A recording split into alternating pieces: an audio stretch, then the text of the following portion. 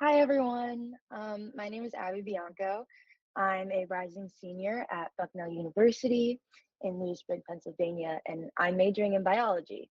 I'm on the pre-med track and planning on graduating with a bachelor's degree of science next year.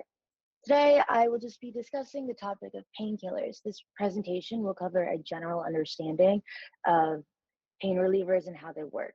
We're going to focus on the current usage in the medical field today, as well as some recent advancements in this field. So first off, what counts as a painkiller? Painkillers, also called analgesics, are drugs that relieve pain. These include everything from over-the-counter medications such as Tylenol and Advil to prescription opioids like morphine or oxycodone. They don't erase pain, they interrupt or block the pain signals before they're able to reach your brain. There are two main categories: NSAIDs, which are non-steroidal anti-inflammatory drugs, and opioids. NSAIDs aid in managing pain and fevers by reducing the overall inflammation. Opioids give pain relief and feelings of happiness and relaxation. While neither of these drugs are substantial in long-term pain and symptoms, they merely work for immediate pain and or reducing inflammation, but not completely clearing it. There is a significant amount of diversity in the distribution and the administration of these opioid analgesics.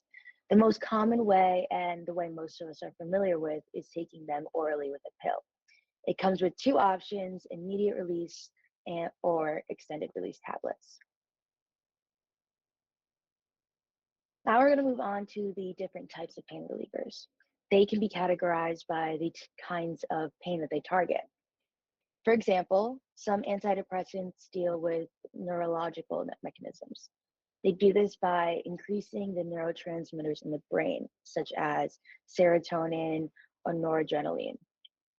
This is just a baseline guide to the chemical configurations as well as their functions. In the light blue, we have the non-steroidal anti-inflammatory drugs. And these are the NSAIDs that we have previously mentioned.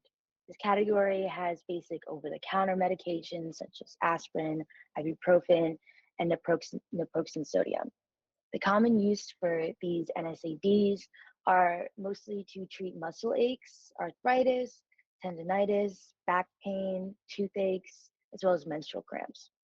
Then we have the opioid analgesics, which include medicines such as tramadol, oxycodone, fentanyl, methadone, codeine, morphine, oxycodone, and so on. These opioids act in two ways: presynaptically and postsynaptically, which as a result produce an analgesic effect. The presynaptic way blocks the calcium channels to prevent pain-related neurotransmitters like substance P or glutamate in our system from being released. The postsynaptic way is opening potassium channels to quiet the receiving nerve cell. And it's easier to think of it sort of as lowering the volume on pain. These opioids open the potassium channels, then they hyperpolarize the cell membranes, which then change the membrane's potential into more negative. Painkillers work through two primary mechanisms in the nervous system: modulation of the synaptic transmission and regulation of activity in the prefrontal cortex. At the synaptic level, drugs such as opioids bind to the receptors on neurons, which then inhibit the release of neurotransmitters such as glutamate and substance P, which are both involved in transmitting pain signals. This effectively reduces the intensity of pain messages that are sent through the spinal cord to the brain. In the prefrontal cortex, these help process and interpret pain. Painkillers can dampen emotional responses as well as reduce the pain's perception of suffering.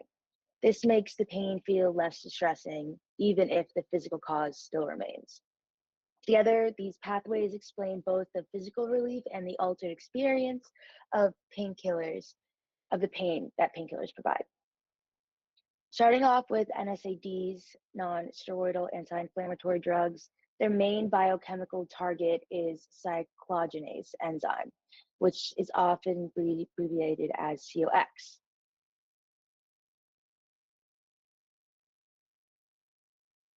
These are two primary forms, COX1, which is involved in physiological housekeeping processes, such as protecting the stomach lining, and CO2, which is more active during inflammation. NSAIDs work by binding to inhibit COX, which then prevents the conversion of arachidonic acid, which is a fatty acid that is released by the cell membranes, into key signaling modules, such as thromboxanes, prostaglandins, and prostacylins. Thromboxanes promote platelet aggregation, and these are critical for blood clot formation. This is why aspirin, a type of NSAID, is sometimes used in low doses to reduce the risk of heart attacks and strokes. It inhibits thromboxane formation, which then reduces clotting. Prostaglandins are involved in vasodilation. These are where the blood vessels widen to improve in their blood flow, especially at the sites of tissue injury or infection. They're responsible for generating fever and pain signals, which is why blocking them leads to anti-inflammatory and analgesic effects in NSAIDs. Prostacylins, another group, help prevent clot formation as well as the thromboxanes. They support vascular homeostasis, so they can reduce their levels too, which may contribute to cardiovascular risks with long-term use. And altogether, these NSAIDs interrupt the inflammatory cascade at a key point, which is why they're so effective at relieving pain, swelling, and fever. However, this also explains some of their side effects, such as gastric ulcers, kidney stress, or increased bleeding risk, since they affect protective processes beyond just pain signaling. This table here summarizes the key genes that scientists believe influence how individuals react to opioids, whether in terms of efficiency, risk of addiction, or stress response. Starting with the OPRMI, the mu opioid receptor, the primary target for drugs like morphine and fentanyl. Variations in this gene can affect how many of the receptors are expressed, which then can change how strongly someone feels the effects of opioids. CNIH3 influences the AMPA receptors.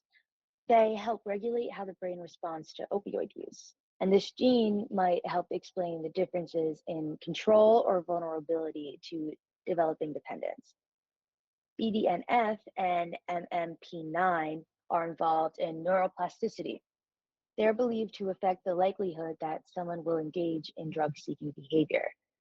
And genes like MAOA and COMT regulate the enzymes that control neurotransmitter levels in the brain, particularly those in mood, reward, and decision-making. These variations might explain why some individuals are more prone to externalizing behaviors or risky choices under the influence. Lastly, we have FKBP5 and Homer proteins. These are part of the stress response and reward systems. Individuals with certain variants might have a heightened stress sensitivity or a stronger reaction to rewards, which then can also play into opioid misuse risk. These are your basic opioid receptors as well as signal transduction. They are classified into three groups. One is naloxone sensitive, meaning the body may identify the medication as a harmful substance due to an immune system reaction. If there's an overdose, naloxone can block its effects. First, we have mu, MOP, then we have delta, DOP, and then we have kappa, KOP. They possess endogenous peptide ligands, meaning that they develop or originate from within the organisms, or they result due to causes within the organism itself. The last opioid is for nociceptin orphanin, NOFQNOP. This receptor is a naxoline insensitive opioid. However, it is the most commonly targeted receptor with drugs such as morphine and fentanyl. It's easy to think of opioid receptors like different locks. Each opioid is a key, and some keys can open more doors than others.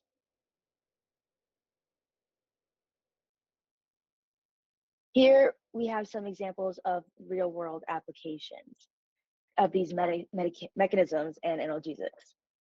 This table highlights how pain management strategies vary depending on the clinical scenario. They illustrate the importance of tailoring treatments to specific causes and contexts. For example, we have three case studies here: post-surgical pain, severe pain due to trauma or disease, and diarrhea. We have three method uses as well corresponding to each case study. For most post-surgical pain, a multimodal approach is used with opioids, NSAIDs, nerve blocks, and PCA, which are patient-controlled analgesia pumps, and they are often the gold standard. This common combo not only reduces but supports a faster recovery, as patients are more likely to get up and move early, lowering the risks of complications such as blood clots or pneumonia. These are used in most hospital practices and are most likely the most common one that you are familiar with. Then we have severe pain due to trauma or disease, such as a disease having overlasting effects, or pain due to trauma with such as breaking an arm or breaking a leg, or having any sort of injury in that sense. These are such as car accidents or cancer crises. These need more aggressive methods. That may include IV opioids for patients, even regional anesthesia, adjuvant drugs such as antidepressants or anticonvulsants. These can be also used for addressing the neuropathic components of pain. Though diarrhea isn't always thought of as painful, it often causes intestinal cramping and discomfort. Management here includes anti-motility agents like loperamide, antispasmodics to relax smooth muscle, and importantly, rehydration therapy to prevent electrolyte imbalances and systematic effects. As we wrap up, it is important to focus on the usage of these opioids.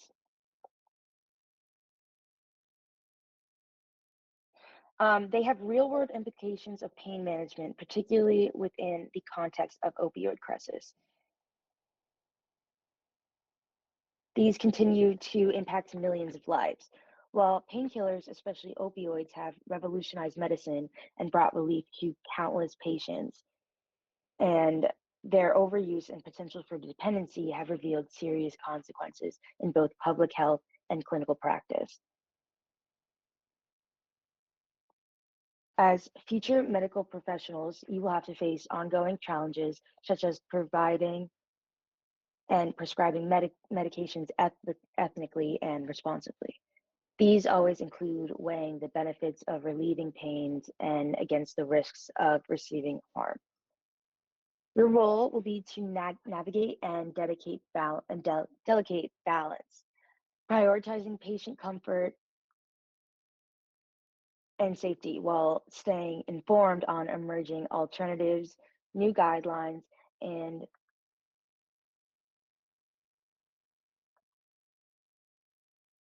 innovations in the field. With a strong foundation of biochemistry, pharmacology, and compassionate care,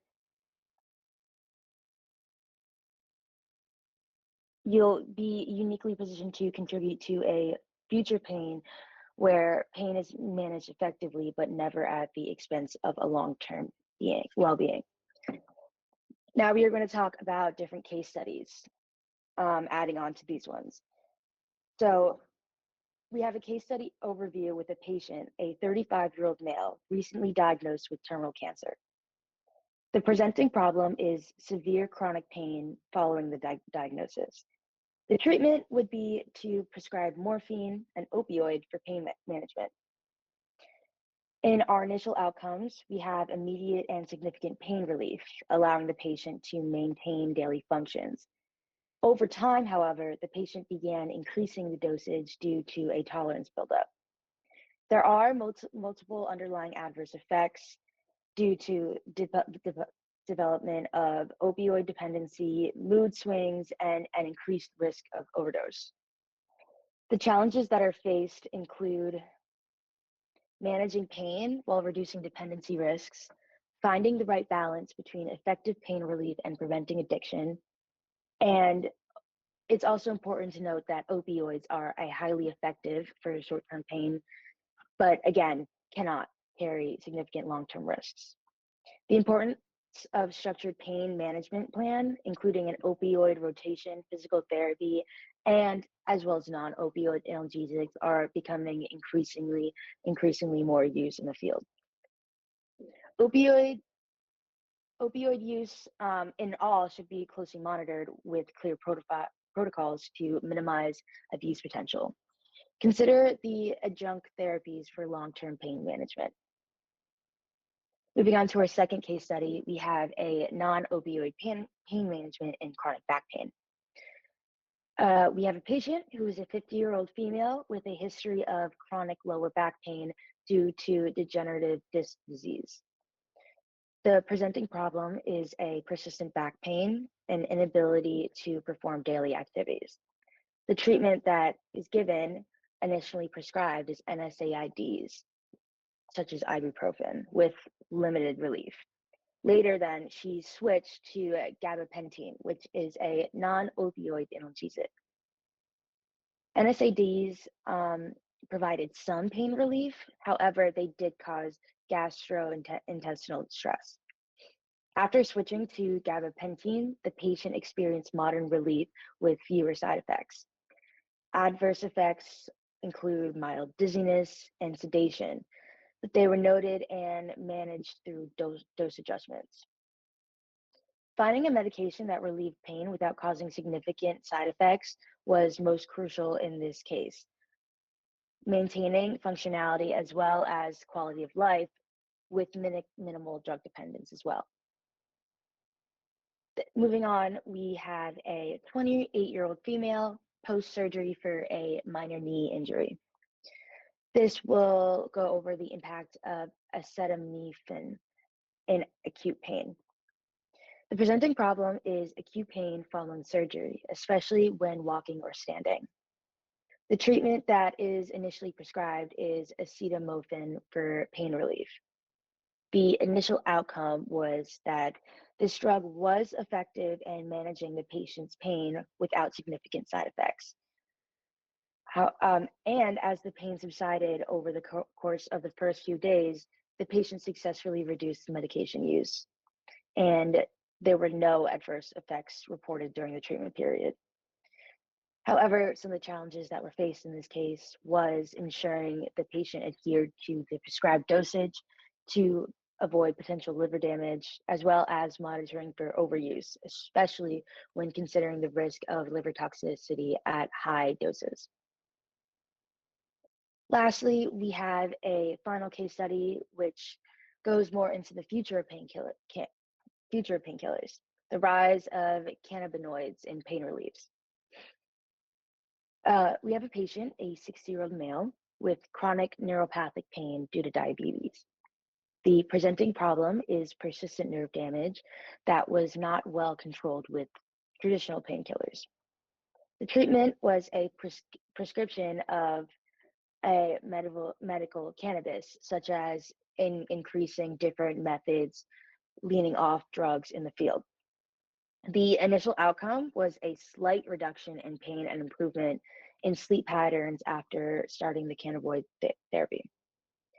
Progression included the patient experiencing better mobility and decreased reliance on traditional painkillers.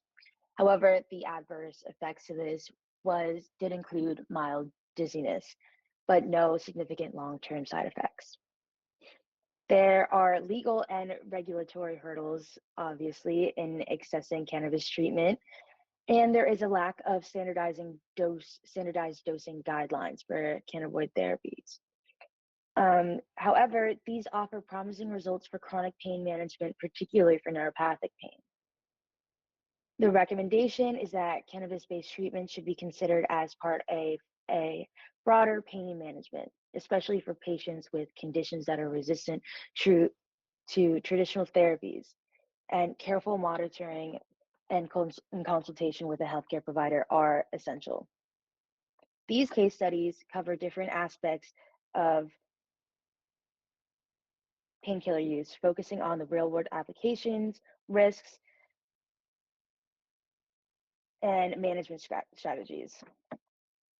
You could present these with a mix of data, charts, and patient scenarios in the future to offer a different long-term solution to managing pain. Now we are going to move on to the advancements in the medical field today. Obviously, before we went over the non-opioid pain relievers, such as CGRP antagonists, which these are used for conditions such as migraines. And these include drugs such as urinamide, which block the CGRP receptor and prevent onset of migraines without the risk of addiction associated with opioids. We can go back to the genes and looking at specifically the molecular product or target that they target, and see what other options or methods that we have which may be safer and better for addiction. We also have nerve growth factor inhibitors. These are medications that are being tested to treat osteoarthritis pain. These drugs block the NGF, which plays a key role in pain signaling. And we also are getting more into gene therapy for pain management. We have gene editing techniques such as CRISPR and other gene editing technologies that are being explored to turn off pain-related genes in individuals suffering from chronic pain without the use of opioids or NSAIDs. This could potentially be used for conditions such as sickle cell disease or osteoporosis, where pain is often associated with genetic factors. We also have opioid peptide therapy. Researchers are investigating the potential for gene therapy to deliver opioid-like peptides directly to the nerve cells, which could provide pain relief without the addictive properties of traditional opioids. Now, moving on to safer opioid-like drugs, we have olodiceridine. This is a newer opioid that is selectively targeting the mu opioid receptor to provide pain relief with potentially a lower risk of respiratory depression and other side effects compared to the traditional opioids such as morphine and fentanyl. These drugs are designed to act on specific pathways within the opioid receptor to reduce pain without having to activate the pathways that cause addiction or respiratory depression. PRV-130 is now being developed as olodiceridine, which is an example of these specific classes of drugs. Then we have targeted set delivery systems. We have nanotechnology for pain relief, which are nanoparticles involved in drug delivery. These are pain relieving drugs such as non-steroidal anti-inflammatory drugs or opioids, but they can be delivered directly to the pain sites using nanoparticles. This reduces systematic effects and allows for targeted pain management. It allows for the drugs to go specifically to the target of pain rather than going through the body, through orally, and affecting many other underlying conditions within the body. We also have microneedle patches. This is a new development that uses microneedles to deliver drugs such as lidocaine or opioids directly through the skin, which offer a localized pain relief without the need for oral medications or injections. Then we we are moving on to a neurostimulation technology. We have transcranial magnetic stimulation, TMS. This uses magnetic pulses to stimulate certain brain areas, such as up in the prefrontal cortex. We have the stimulus valve, action valve, and action inhibition, emotional control, as well as the external context and the internal context. They have been shown to reduce chronic pain, particularly in conditions such as fibromyalgia and migraines. We also have spinal cord stimulations. As mentioned before, we have certain nerves that's in our spinal cords that lead directly to the brain. We have a device that is implanted near the spinal cord, which then sends electrical impulses to block pain signals, providing relief for chronic pain conditions such as a failed back surgery syndrome and a complex regional pain syndrome, also known as CRPS. We also have regenerative medicine for pain, which includes stem cells and platelet-rich plasma therapy. The purpose is utilizing regenerative medicine techniques to repair tissue and reduce pain, particularly in the musculoskeletal conditions. First, we have stem cell therapy. This has become more common recently, especially in the news and modern cases. This is the one that you've most likely probably heard about. Stem cells are derived from our bone marrow or adipose tissue. They can then be injected into areas of chronic pain, such as damaged cartilage in the osteoarthritis, to promote healing and reduce inflammation and pain. Then we have the platelet-rich plasma. We have injections of these PRPs, platelet-rich plasma, which contain growth factors from the patient's own blood and are being used to treat chronic tendon injuries, joint pains, osteoarthritis, as well as promoting tissue repair and reducing pain.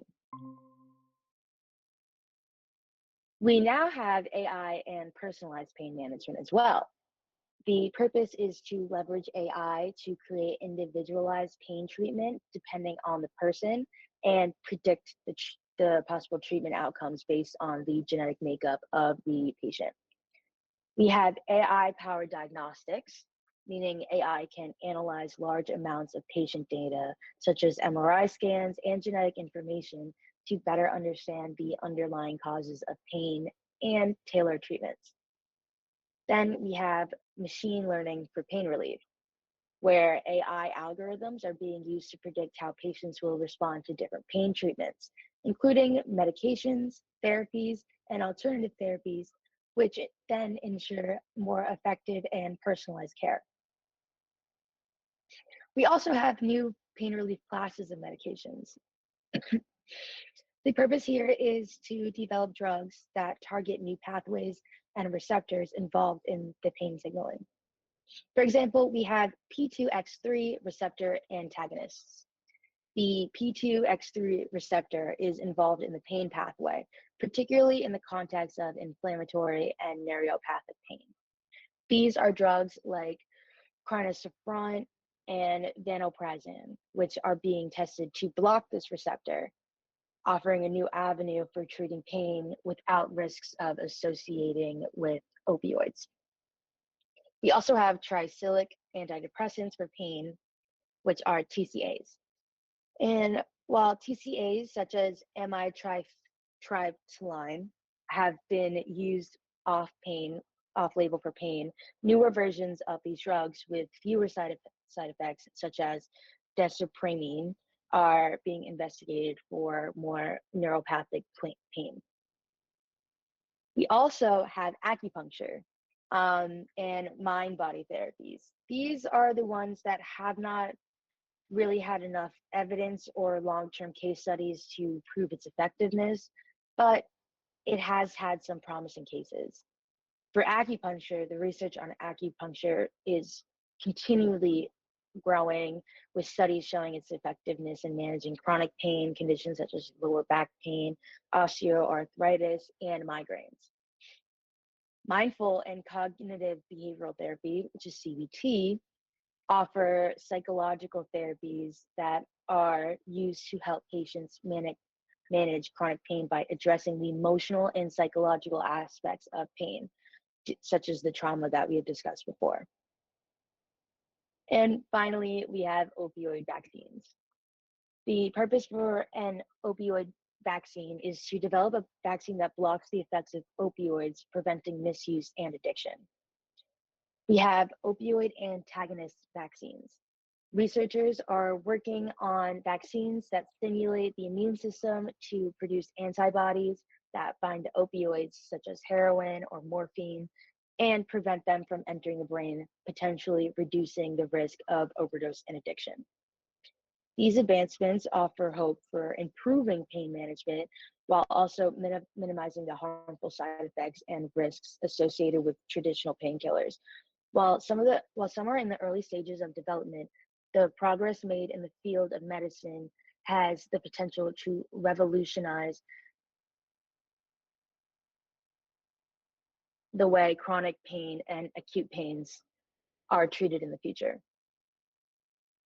Now we're going to go into side effects of opioids and consequences.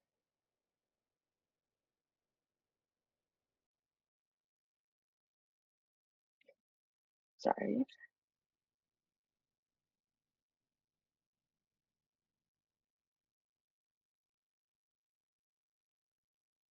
Okay. We have opioids such as prescription painkillers, as we said, like oxycodone, hydrocodone, morphine, or illegal drugs such as heroin. They have significant effects in the body, and their misuse can lead to a range of harmful side effects and serious consequences. The short-term list of side effects of opioids include pain relief and euphoria. They are primarily used to treat pain, obviously binding to the receptors in the brain and the spinal cord, which induce feelings of pleasure or euphoria, which in then turn makes them have their addictive part.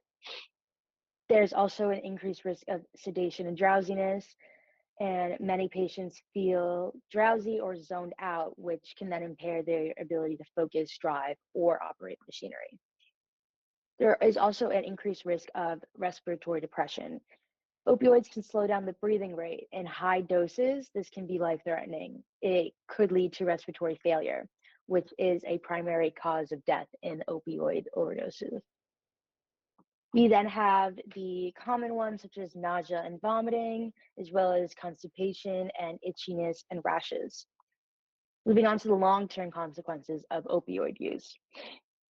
Obviously, we have mentioned time and time again throughout this presentation that over time the body becomes tolerant to opioids, meaning that the same dose no longer produces the same effect, leading to a need for higher and higher doses to achieve pain relief or euphoria, which in turn increase the risk of dependence and addiction. Moving on to our next consequence, we do have addiction, which is classified as opioid use disorder. This is one of the biggest risks of long-term opioid use.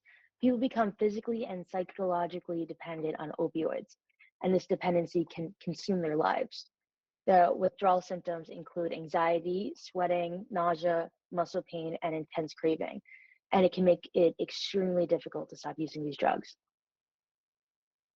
Also, we have overdose. As the body builds tolerance, people often take higher overdoses to achieve the same effect, which increase the risk of an overdose. An overdose can lead to coma or death, primarily due to respiratory depression. We have here a table of misuses of opioid prescriptions. In the past year alone, more than 1 million patients have died due to opioid overdoses. These overdoses can lead to coma or death, primarily due to the respiratory depression. We also have a long list of mental health effects. The chronic opioid use can contribute to anxiety, depression, and other mental health issues.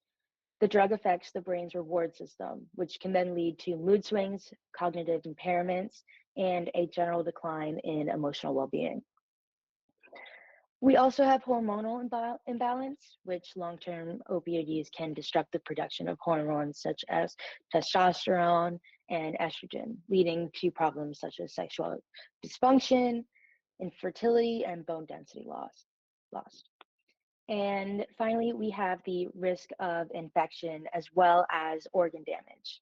Prolonged use, especially in dosages, can damage organs such as the liver, kidneys, and the brain. And when opioids like heroin or other illicit drugs are injected, there's a higher risk of contracting infectious diseases such as HIV, hepatitis C, and bacterial infections due to unclean needles. The consequences of opioid misuse are severe, but recovery is possible with the right treatment and support. And if you or someone you know is struggling with opioid use, it's important to seek help as soon as possible and look at other alternative methods for treatments for opioid addiction. Thank you.